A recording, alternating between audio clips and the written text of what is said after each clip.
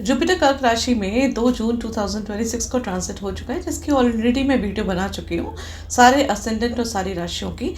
लेकिन एक बहुत इम्पॉर्टेंट चीज़ है कि जैसे ही जुपिटर का ट्रांसिट कर्क राशि में हुआ है, जुपिटर जो कि राहु पे दृष्टि दे रहा था, इस वक्त राहु अकेला है और अब राहु 5 महीने के लिए अकेला होगा। मतलब उस पे किसी भी शुभ ग्रह की दृष्टि नहीं होगी। राहु जो डॉन है, कुंभ राशि को अपनी राशि मानता है, इसमें काफ़ी स्ट्रॉन्ग हो जाता है और उसके साथ साथ शतभिषा नक्षत्र जो राहु का खुद का नक्षत्र है, तो डेफिनेट बात है कि अपने नक्षत्र में वो ज़्यादा कंफर्टेबल होता है। उसकी खुद की राशि और खुद का नक्षत्र, तो यहाँ पे राहु जो है वो फुल फॉर्म में अपने काम करेगा।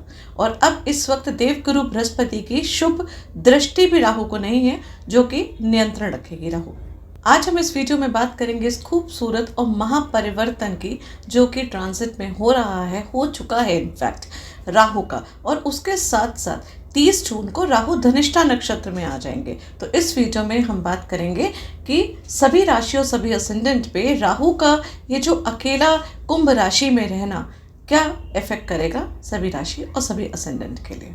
और एक बहुत इंपॉर्टेंट चीज़ है कि देवगुरु बृहस्पति के जाते ही हर व्यक्ति को अलर्ट होना बहुत ज़्यादा ज़रूरी है। आप जो काम कर रहे हैं उस पर अलर्ट रहिए, सावधानी बरतिए, क्योंकि राहु अपने फुल फॉर्म में यहाँ पे शैतानी करेगा। अनियंत्रण छाया ग्रह जो कि डॉन की तरीके से अपनी सारी एनर्जी को फुल फॉर्म में यहाँ पे वो प्रस्तुत करेगा। डेफिनेट बात है कि राहु इस समय स्वतंत्र हो चुका है और अपनी पूरी मर्जी से अपना सारे काम जो है वो करके सबको दिखाएगा। राहु कुंभ राशि में एक्चुअली किस तरीके की एनर्जी देता है, कैसा काम करता है, इसकी मैंने ऑलरेडी वीडियो बनाई हुई है। आप डिस्क्रिप्शन में मैंने लिंक दिया हुआ है, आप उससे देख सकते हैं अगर आप जानना चाहते हैं विस्तार पूर्वक कि राहु कुंभ राशि में किस तरीके का काम करता है और किस तरीके की एनर्जी जो है वो प्रोवाइड करता है। उससे आपको क्लैरिटी थोड़ी और ज़्यादा मिल जाएगी। अब देवगुरु बृहस्पति जो कि देवों के गुरु हैं और वो राहु को जब देखते हैं तो उसको नियंत्रण करके रखते हैं। एक वो शैतान बच्चा होता है ना, जिस पे अगर उसकी गुरु की दृष्टि हो, टीचर की दृष्टि हो, तो वो थोड़ी शैतानी कम करता है। लेकिन यहाँ पे देवगुरु बृहस्पति तो कर्क राशि में उच्च के होके जा चुके हैं, तो राहु पे उनकी दृष्टि नहीं होने की वजह से राहु का जो इंटेलेक्चुअल फॉर्म है, जो आउट ऑफ द बॉक्स सोचने का फॉर्म है, भ्रम पैदा करने की चीज़ें हैं, वो और ज़्यादा इन्हांस होगी।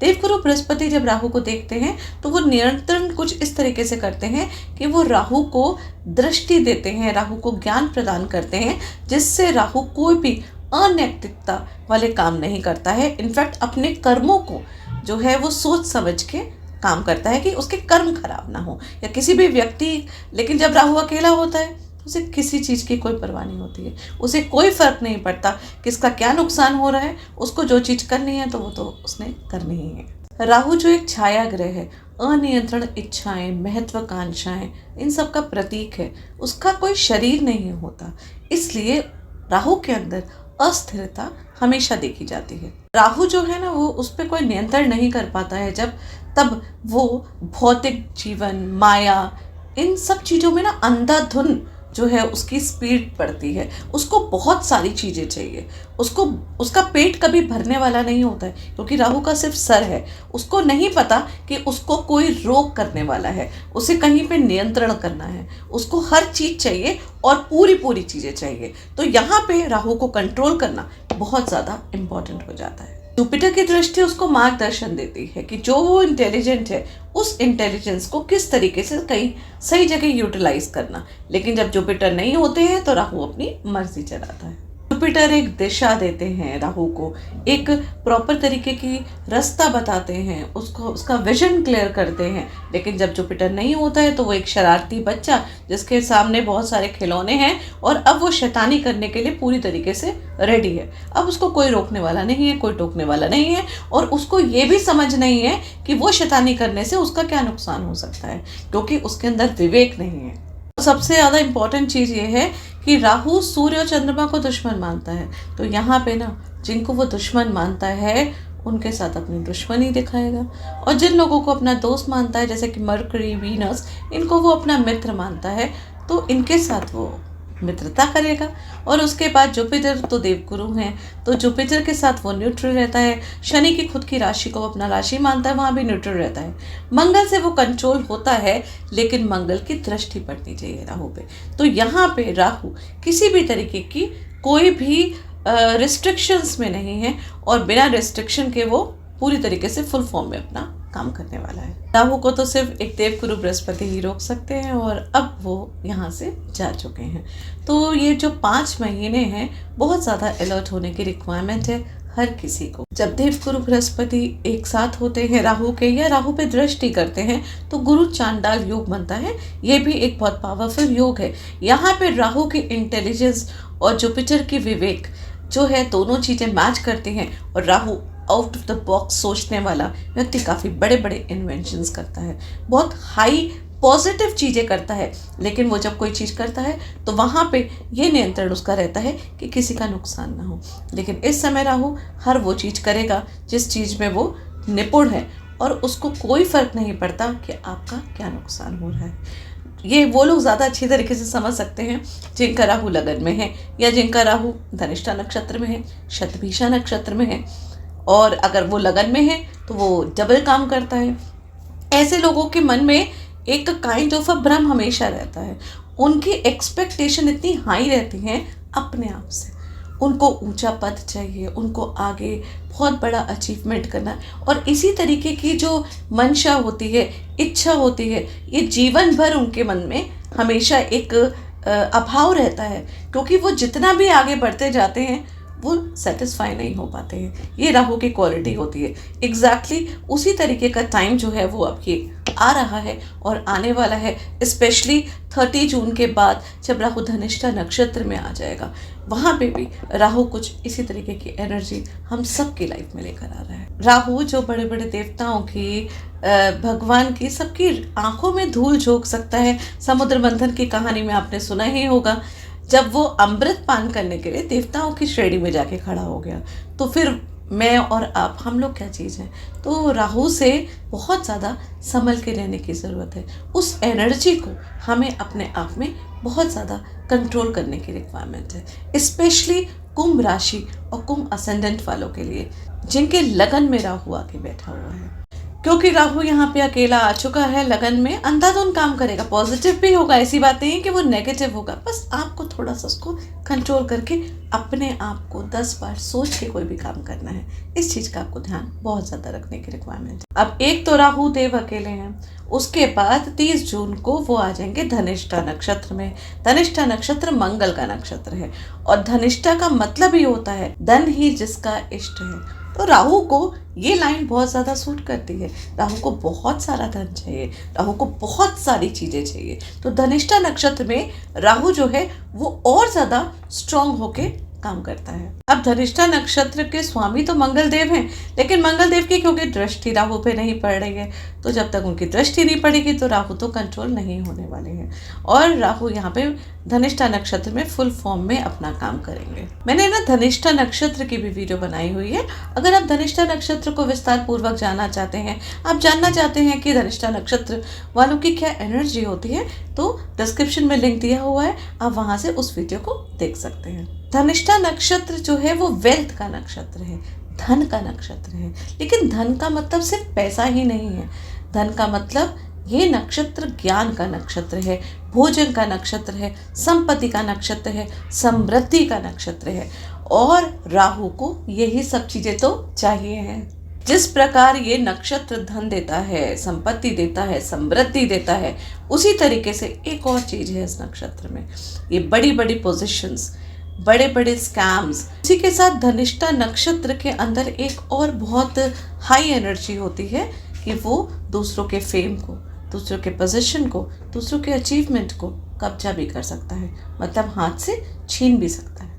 इसी वजह से ये नक्षत्र राहु से काफी रेजोनेट करता है, क्योंकि राहु का भी तो यही काम है। राहु स्वयं दूसरों के इन्फ्लुएंस और लाइमलाइट को अपनी चीज मानता है, और हर वक्त दूसरों की एनर्जी को सक करना और खींचने में तत्पर रहता है, और डेफिनेट बात है किसी के नियंत्रण में रखता नहीं है। तो धनिष्ठा नक्षत्र में जब राहु आएगा तो ये फेम का, अबंडेंस का, एक अलग तरीके की शक्ति रूप जो है वो राहु को यहाँ पे प्रदान होगी। राहु को डेफिनेट बात है, सबसे ज्यादा क्या चाहिए, यही तो चाहिए। यहाँ पे ना व्यक्ति की नेम, फेम और बहुत सारी चीजें अचीव करने की और एक्स्ट्रा एफर्ट करने की और उसको अचीव करके उस पदवी तक पहुंचने की एक काइंड ऑफ अ क्रेविंग वो स्टार्ट हो जाती है। और ये खाली मेरे कुंडली में नहीं, आपकी कुंडली में नहीं, हम सब की कुंडली में इस चीज़ का इफेक्ट पड़ेगा। हाँ, जिन लोगों की दशा या अंतर्दशा चल रही हो राहु की, या जिनका खुद का राहु धनिष्ठा नक्षत्र में बैठा है, उनको ज़्यादा इफेक्ट पड़ेगा इस चीज़ का। और जिनका लगन में राहु चाहे नेटल चार्ट में बैठा हुआ है या फिर ट्रांजिट में लगन में आया हुआ है, उन लोग की लाइफ में बहुत ज़्यादा इफेक्ट आएगा। एक और चीज़ है कि राहु रेट्रो चलता है, तो रेट्रो मतलब कि वक्री, पीछे की तरफ जाता है। तो राहु इस समय धनिष्ठा नक्षत्र में जब आएगा 30 जून को, तो यहाँ पे फाइनली रहेगा और इसके बाद वो मकर राशि में 2026 5 दिसंबर को चला जाएगा। फाइनली वो फिर कुंभ राशि को छोड़ देगा। तो अभी वो कुंभ राशि की धनिष्ठा नक्षत्र की एनर्जी देगा, उसके बाद धनिष्ठा नक्षत्र की एनर्जी आगे भी रहेगी, लेकिन वो फिर मकर राशि की रहेगी। यहाँ पे आप देखिएगा कि जो लोग real estate, long term asset और टेंजिबल वेल्थ से जुड़े हुए हैं, उनको बहुत ज़्यादा इफेक्ट जो है वो देखने को अपनी लाइफ में मिलेगा।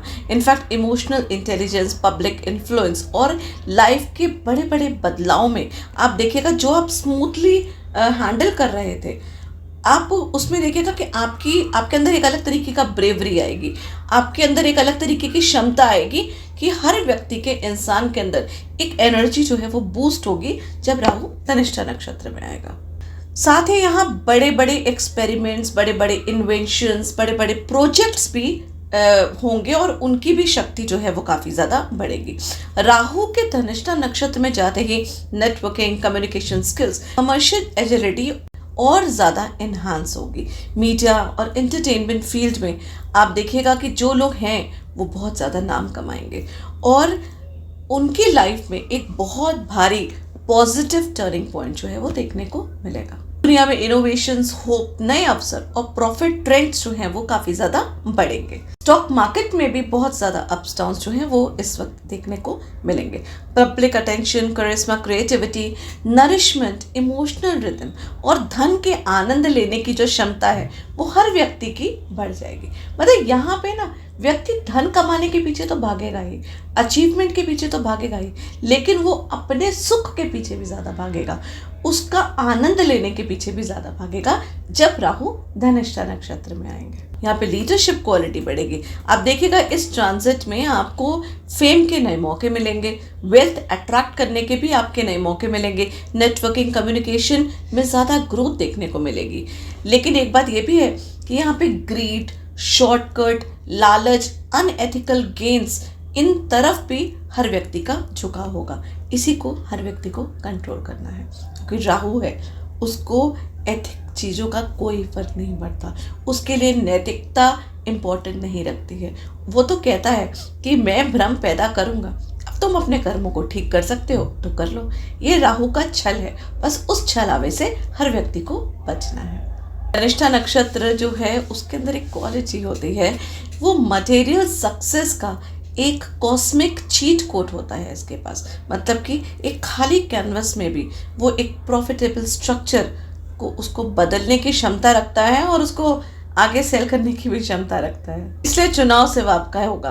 अगर आप नैतिकता से इस एनर्जी को यूज करेंगे तो ये ट्रांजिट लंबी अवधि की सफलता और समृद्धि आपको दे सकता है। लेकिन वहीं अगर राहु के भ्रम में और लालच में आप पड़ जाएंगे, गलत रास्ता चुनेंगे, कार्मिक कंसिक्वेंसेस भी देखने को मिल सकते हैं और फिर आपको बाद में दिक्कत होगी जब राहु ट्रांजिट कर जाएगा मकर राशि में, जो कि कर्मों की राशि है। अब क्रांतिकारी माया जाल बिछाने वाला राहु जब अकेला होगा तो आप सबकी कुंडली में, हर राशि में, हर असेंडेंट में क्या प्रभाव देगा, और ये पूरा टाइम जब तक राहु कुंभ राशि में है तब तक क्या हम लोग की लाइफ में इफेक्ट पड़ेगा।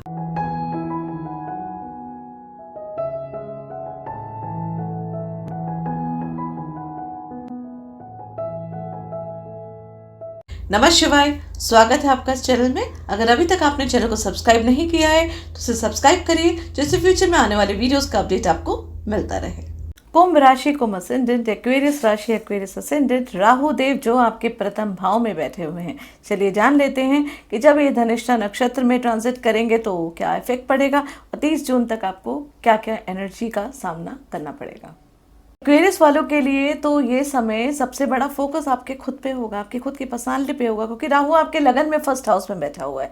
फर्स्ट हाउस जहाँ पे जुपिटर की देवगुरु बृहस्पति की दृष्टि जो है वो राहु पे पड़ रही थी, लेकिन अब देवगुरु बृहस्पति की दृष्टि यहाँ पे नहीं है, तो राहु की एनर्जी और भी ज़्यादा पावरफुल हो जाएगी। इसका असर आपकी पर्सनालिटी पे, आपके डिसीजन मेकिंग में, आपकी इमेज में, कॉन्फिडेंस में और लाइफ के ओवरऑल डायरेक्शन पे 100% पड़ेगा। आपके अंदर ना एक स्ट्रॉन्ग रेबलियस एटीट्यूड आ सकता है इस समय।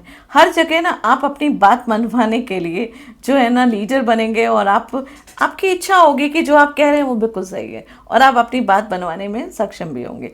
फेम, रिकॉग्निशन, पर्सनल सक्सेस की भूख जो है ना आपकी और ज़्यादा बढ़ेगी। कभी कभी यहाँ पे ईगो या ओवर कॉन्फिडेंस भी आपका बढ़ सकता है। बहुत नियंत्रण रखने की ज़रूरत है इस समय, क्योंकि राहु देव यहाँ पे अकेले हैं, कुंभ राशि में, आपकी खुद की राशि में है और आप अपना ना एप्रिसिएशन को लेके बहुत ज़्यादा कॉन्शियस रहेंगे। आप चाहेंगे कि लोग आपकी तारीफ करें, आप चाहेंगे कि आपने जो किया है ना उसके लिए आपको एप्रिसिएशन मिले। इस तरीके की भूख आपके अंदर और ज़्यादा बढ़ेगी।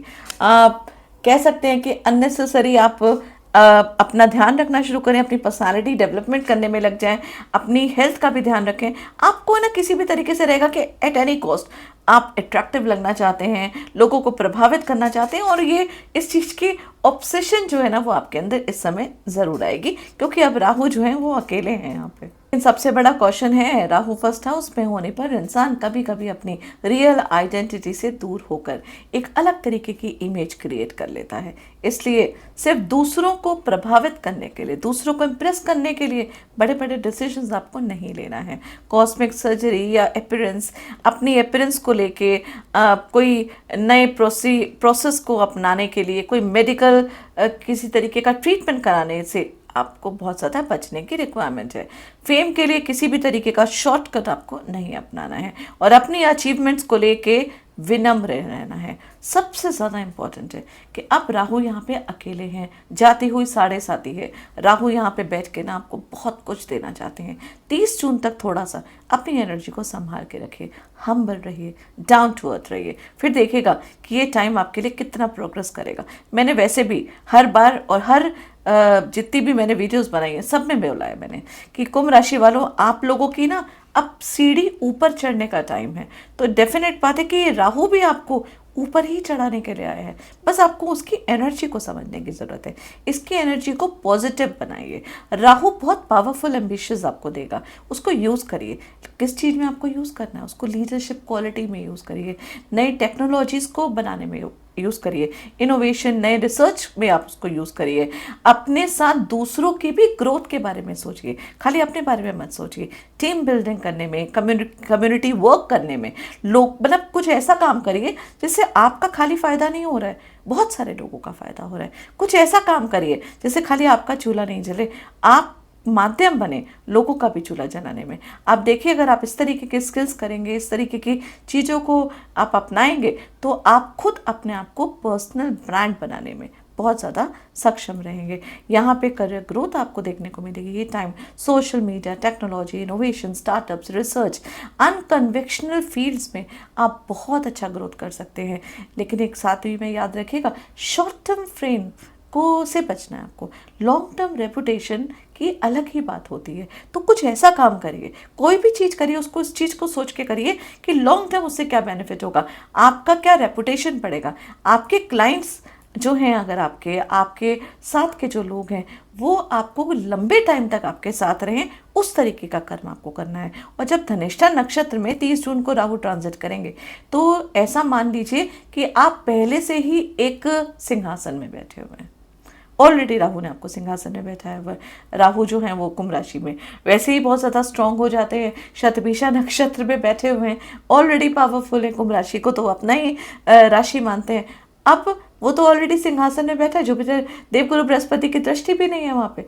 अब यहाँ पे जब धनिष्ठा नक्षत्र में आ जाएंगे जो कि धन ही जिसका इष्ट है, जो अबंडेंस देने वाला नक्षत्र है और राहु के नेचर के काफ़ी ज़्यादा मैच करने वाला नक्षत्र है। यहाँ पे ना आपको ऐसा फील होगा कि एक राज सिंहासन में आप बैठे हैं और अब आपके सर पे मुकुट भी लग गया, मतलब और ज़्यादा वेरिफिकेशन पूरा हो गया, कंफर्म हो गया कि अब किंगडम की चाबी आपके हाथ में ही है। कुछ इस तरीके का एटीट्यूड, कुछ इस तरीके का बिहेवियर आप अपने व्यक्तित्व में देखेंगे। ये ना आपकी पर्सनालिटी, आइडेंटिटी को, पूरी लाइफ डायरेक्शन को ट्रांसफॉर्म करने का ट्रांजिट होगा। आप देखिएगा अब यहीं से आपकी जो है ना प्रोग्रेस की शुरुआत जो है वो स्टार्ट हो जाएगी। उधर 7:30 के ख़त्म होने का टाइम और इधर राहु का धनिष्ठा नक्षत्र में प्रवेश होने का टाइम। और यहाँ पे आप देखिएगा रिप्रेजेंट करेंगे अपनी पर्सनालिटी को, आपका कॉन्फिडेंस इंक्रीज होगा, आपकी बॉडी लैंग्वेज चेंज होगी, आपकी हेल्थ, आपका माइंडसेट, आपकी लाइफ अप्रोच, आपकी पब्लिक इमेज, आपकी पर्सनालिटी, आइडेंटिटी। और जब राहु यहाँ आता है ना, तो ये समझ लीजिए आपकी पूरी पर्सनालिटी को अपग्रेड करने में सक्षम हो जाता है और आप इस चीज़ को अपना पाते हैं अपने जीवन में। आप पहले जैसे बिल्कुल भी नहीं रहेंगे।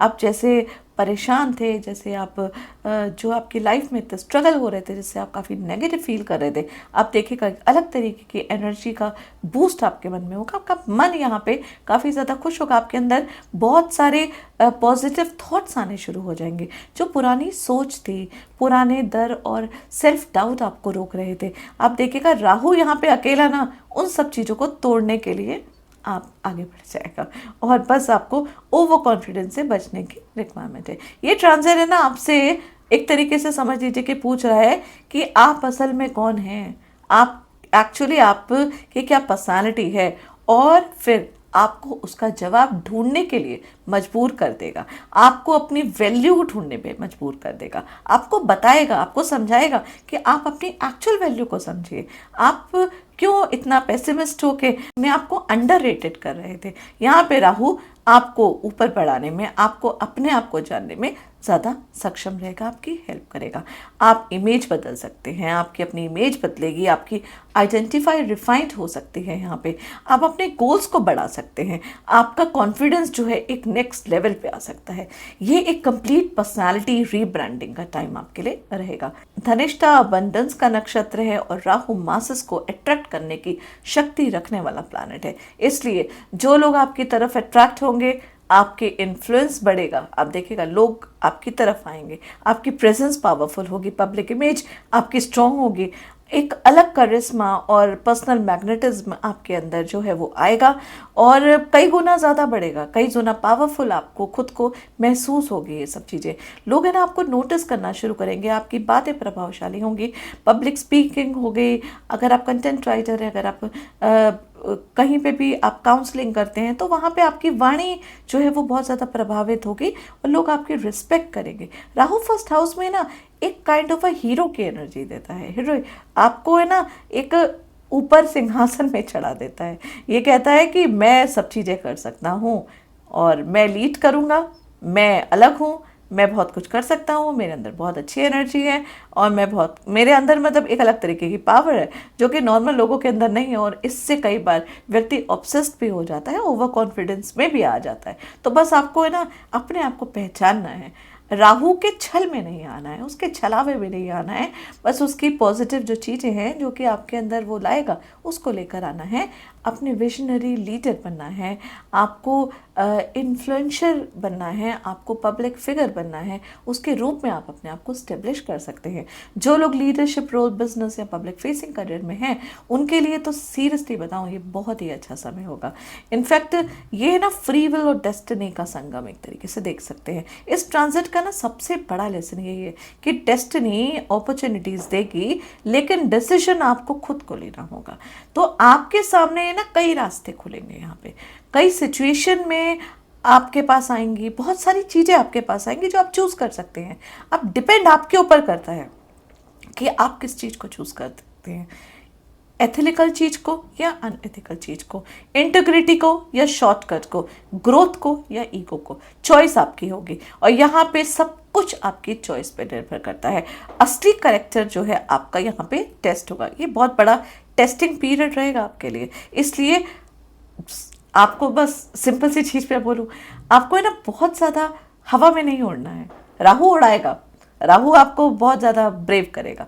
आपको बस अपनी उस नेचर में रहना है जैसे आप खुद हैं। आप अपना डाउन टू अर्थ रहें, राहु की पॉजिटिव एनर्जी को समझें और उसको समझने के बाद उसके बाद स्टेप लें। तो अगर आप ऐसे करेंगे तो चीज़ें बहुत अच्छी होंगी। और यहाँ पे ईगो से और रिवेंज से आपको बचना है। वैसे तो आप ऐसे हैं नहीं, आप लोग बहुत फॉरगिविंग नेचर के हैं। आप कोई ईगो रखते नहीं हैं और रिवेंजफुल नेचर आप लोग का होता नहीं है। बच क्योंकि धनिष्ठा नक्षत्र में जब राहु आएंगे तो एग्रेशन तो लेकर आएंगे, ये काफ़ी पावरफुल हो जाता है। तो यहाँ पे ना कई बार ईगो को भी बढ़ा देता है, सुपीरियरिटी कॉम्प्लेक्स को भी बढ़ा देता है। तो फिर क्या होता है कि फिर प्रॉब्लम क्रिएट होने लगती है। फिर व्यक्ति जो है ना वो अपने आप को ज़्यादा बढ़ाने के लिए दूसरे आदमी के साथ जो है ना वो कंपटीशन करना शुरू कर देता है। तो यहाँ पे रिवेंज मोड में लोग कई बार आ जाते हैं। कई बार लोग अपनी पावर का गलत इस्तेमाल भी कर लेते हैं और किसी और की आइडेंटिटी को भी कई बार कॉपी कर लेते हैं।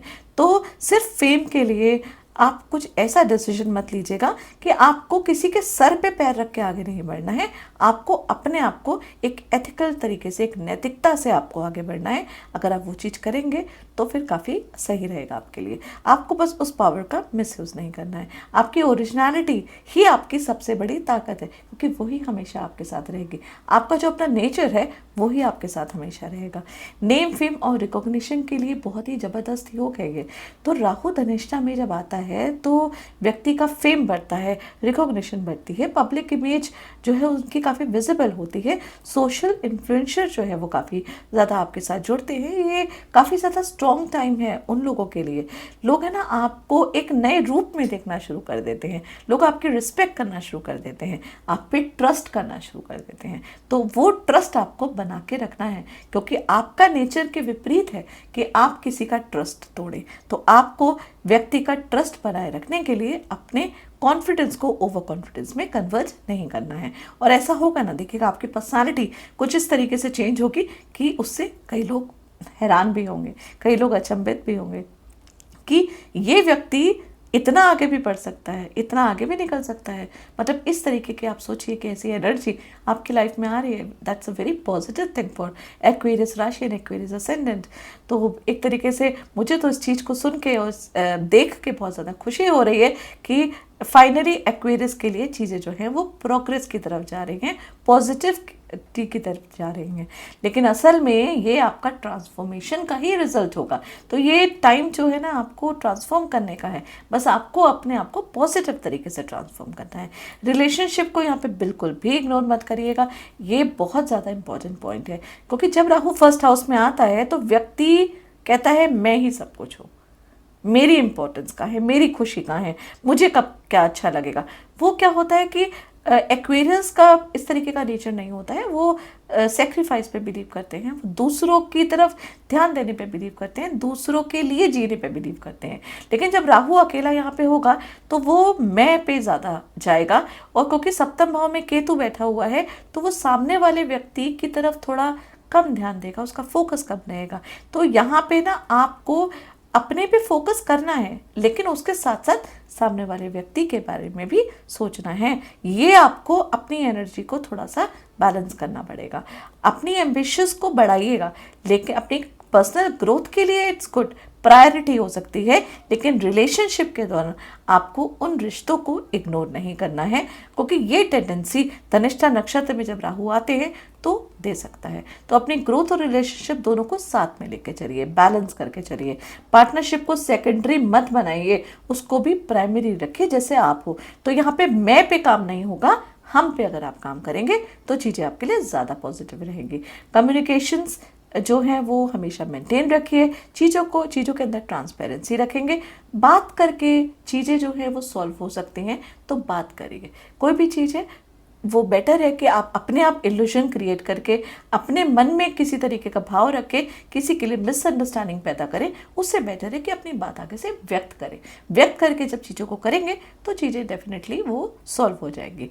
पुरानी खाल छोड़ने का समय है ये आपका एक तरीके से, तो ये भी कह सकते हो आप, क्योंकि अब हो गया जो पुराना टाइम चल रहा था, हो गई जो प्रॉब्लम्स आपकी चल रही थी, अब उसको छोड़िए। अब आप आगे बढ़िए, अब आपको आगे बढ़ना है, एक नई पर्सनालिटी डेवलप करनी है। ये ट्रांजिट ना नए विजन में आपको जन्म एक काइंड ऑफ नया जन्म देने के लिए आया है। तो पुराने डर को, सेल्फ डाउट को, लिमिटेड बिलीव्स जो थी आपकी, नहीं नहीं यहीं तक पर सीमित हो, उसके आगे नहीं है, जो कॉन्फिडेंस इश्यूज हो रहे थे, जो हेजिटेशन हो रही थी, सब चीज़ें आपकी खत्म होगी। धीरे धीरे देखेगा आप खुद अपने आप में ना वो चेंजेस आप देखना शुरू करेंगे। आपको अपने आप में वो इन्हांसमेंट, अपने आप को एक लगेगा कि आपने एक नया जन्म लिया। वैसे भी 7:30 के बाद कहा ही जाता है कि एक काइंड ऑफ सिचुएशन ऐसी होती है, ऐसा लगता है कि हमारा नया जन्म हुआ है। तो बस समझ लीजिए कि उसी चीज़ का स्टार्टअप जो है वो धनिष्ठा नक्षत्र में राहु के आते ही आपका हो जाएगा।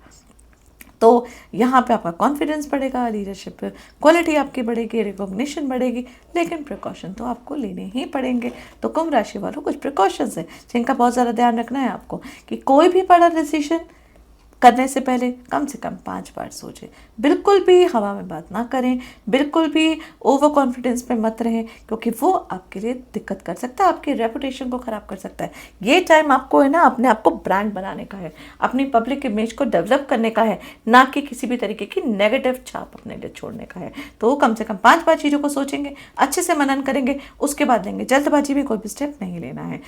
डार्क और ब्लैक और नेवी ब्लू कलर्स को थोड़ा अवॉइड करना। आई नो डार्क कलर्स जो हैं वो मोस्टली कुंभ राशि वालों को पसंद होते हैं, बट अभी राहु की एनर्जी जो है वो बहुत ज़्यादा स्ट्रांग है। स्पेशली अगर आपकी कुंडली में ना राहु नेगेटिव बैठे हुए हैं, तब पॉजिटिव है तब तो कोई दिक्कत नहीं है, नेगेटिव बैठे हुए हैं तो इन कलर्स का थोड़ा सा आपको अवॉइड करना है। जितना लाइट कलर, जितने आप पेस्टल कलर्स को यूज़ करेंगे उतना आपके लिए बेटर रहेगा। और impulsive reactions, ego based decision से बहुत ज़्यादा बचना है। ईगो वैसे आपके अंदर होती नहीं, लेकिन राहु यहाँ पे लेकर आएगा तो उससे आपको बचने की ज़रूरत है। और अपने बारे में अकेले नहीं सोचना है, कलेक्टिव ग्रोथ के बारे में सोचना है। अगर आपके पार्टनरशिप है तो उनके बारे में भी सोचना है, अगर आप रिलेशनशिप में है तो अपने पार्टनर के बारे में भी सोचना है। सिर्फ अपनी इच्छा की पूर्ति के लिए सिर्फ अपना, मैं ही सब कुछ हूँ, मैं ही सब कुछ करूँगा, बहुत दुख मैंने झेल लिए, अब मुझे अपनी खुशी और अपने ही सुख के बारे में सोचना है। बिल्कुल इस तरीके की थिंकिंग मत रखिए। अपने बारे में डेफिनेटली सोचना है आपको, अपने आप को खुश रखना है, वो बहुत इंपॉर्टेंट है। क्योंकि जब तक व्यक्ति खुद खुश नहीं रहेगा वो दूसरे को नहीं कर सकता, लेकिन आपको दूसरों को भी साथ लेके चलना है। इस चीज़ का आपको ध्यान रखिएगा। और इस दौरान राहु आपको बहुत बड़ा बना सकता है, इस चीज़ को आप अपने मन में रख लीजिए। लेकिन वही राहु अगर कंट्रोल में नहीं हो तो ओवर कॉन्फिडेंस में आपकी इमेज को खराब भी कर सकता है, आपसे गलत डिसीजन दिलाने में आपको प्रेरित भी कर सकता है। इसलिए एम्बिशंस रखिए, लेकिन विजडम और ह्यूमैनिटी के साथ। राहु की एनर्जी को सेल्फ प्रमोशन की वजह, सेल्फ डेवलपमेंट और कलेक्टिव ग्रोथ में अगर आप लगाएंगे तो ये आपके लिए सबसे अच्छी चीज़ रहेगी। क्योंकि राहु कुंभ में है और कुंभ का काम ही यही होता है कि जो भी करना सिर्फ अपने लिए नहीं करना, बहुत सारे लोगों के लिए करना है। ऐसा कुछ काम करना जैसे खाली मेरा नहीं, बहुत सारे लोगों का भला हो। तो इस तरीके की जो आपकी मेंटालिटी है, जो आपकी थिंकिंग है, उसको बिल्कुल भी पीछे नहीं रखना है। कोई भी काम आपका ऐसा होना चाहिए, अगर आप कोई बिजनेस करते हैं, कोई पार्टनरशिप करते हैं, कोई काम आप स्टार्ट करते हैं, कि आपकी घर के चूल्हे के साथ साथ कई लोगों के चूल्हे जो हैं वो आप माध्यम बन सकें उनके घर के चूल्हे जलाने में। तो कुछ इस तरीके की अगर आप रखेंगे, कुछ ज्ञान बांटने में, अपनी चीज़ों को एक्सपैंड करने में, अपनी चीज़ों को शेयर करने में, तो ये ही राहु का जो गोचर है ये धनिष्ठा नक्षत्र में बहुत ज़्यादा पॉजिटिव रहेगा। पावरफुल पर्सनालिटी आपकी जो है वो ट्रांसफॉर्म होगी, कॉन्फिडेंस ग्रोथ होगी, नेम और फेम के योग बहुत अच्छे रहेंगे, लीडरशिप अपॉर्चुनिटीज़ आपको मिलेगी, स्ट्रॉन्ग पब्लिक इमेज बनेगी, पर्सनल ब्रांडिंग बनाने में आप सक्षम रहेंगे। एक करिश्मा, एक मैग्नेटिक पर्सनालिटी आपके अंदर आएगी, आपके अंदर एक अलग तरीके का अट्रैक्शन आएगा। ये kind of a golden face है कुंभ राशि को असेंडेंट आप लोगों के लिए। इसको पूरी तरीके से एंजॉय करिए, खुद को पहचानिए, खुद को नया रूप दीजिए, दुनिया खुद आपको पहचानना शुरू कर देगी। इस चीज़ का ध्यान रखिए। तो दिस इज ऑल फॉर कुंभ राशि एंड कुंभ असेंडेंट, एक्वेरियस राशि एंड एक्वेरियस असेंडेंट। अब रेमेडीज़ के लिए सबसे पहले मैं यही बोलूँगी कि राहु का बीज मंत्र करिए, पढ़िए या सुनिए, डिस्क्रिप्शन में मैंने लिंक दिया हुआ है, वहाँ से भी आप सुन सकते हैं। और अगर आपकी कुंडली में राहु जो है, राहु की दशा चल रही है, अंतर्दशा भी साथ में चल रही है, तो इसका बहुत ज़्यादा प्रभाव आपकी लाइफ में पड़ेगा। अगर आप पर्सनल कंसल्टेंसी लेना चाहते हैं तो नीचे दिए गए नंबर से आप संपर्क कर सकते हैं। इसके साथ साथ दुर्गा सप्तशी के 700 बीज मंत्र होते हैं, उनको सुनिए, उनको पढ़िए कम से कम दिन में एक बार, या दुर्गा सप्तशी का पाठ करिए। जो आपके लिए कंफर्टेबल हो वो करिए, लेकिन दुर्गा सप्तशी का पाठ भी आपके लिए इक्वली इम्पॉर्टेंट है राहु के बीज मंत्र के हिसाब से। उम्मीद करती हूँ कि वीडियो आपको अच्छी लगी होगी। जुड़े रहिए इस चैनल से। धन्यवाद।